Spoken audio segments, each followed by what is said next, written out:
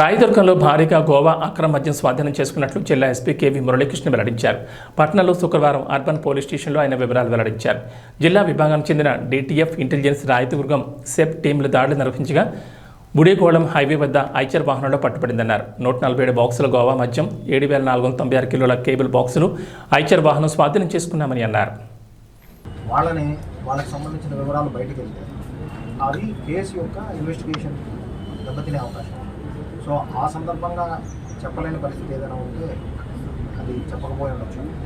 But ఏదైనా gap కానీ ఏదైనా మీడియాలో ఉన్నటువంటి సోదరులు డెఫినెట్గా ఆ గ్యాప్ తగ్గించడం అనేది అందరికీ కూడా ఫ్యాక్చువల్ ఇన్ఫర్మేషన్ టైం ఇచ్చే విధంగా ఏర్పాటు చేస్తాం.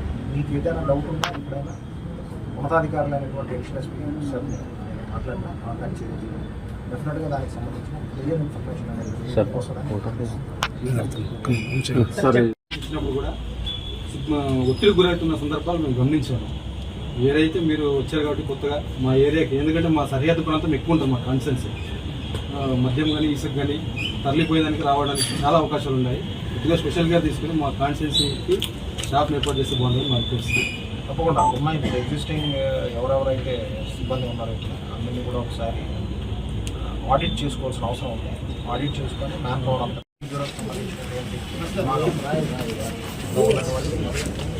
టాస్క్ ఫోర్స్కి సంబంధించి మరియు ఇంటెలిజెన్స్కి సంబంధించి మరి సబ్ విభాగంలోని ఆఫీసర్లు అందరూ కూడా సమిష్టిగా రాబడినటువంటి ఇన్ఫర్మేషన్ అడిషనల్ ఎస్పీ సార్ మరి నిన్న రాత్రి ఐషర్ వ్యాన్ ఎలక్ట్రికల్ కేబుల్స్కి సంబంధించినటువంటి కేబుల్స్ ఏవైతే ఉన్నాయో ఆ కేబుల్స్ మాటున గోవా నుంచి తీసుకొచ్చినటువంటి మద్యాన్ని తీసుకొచ్చేటటువంటి సందర్భంలో ఆ వెహికల్ చెకింగ్స్లో ఆ వెహికల్ ఇంటర్సెప్ట్ చేయడం, దానిలో సుమారు 1294 లీటర్ల యొక్క 2 లీటర్లైనటువంటి గోవాకి సంబంధించిన మద్యాన్ని సీజ్ చేయడం అనేది ఇవన్నీ కూడా 127 బాక్సెస్లో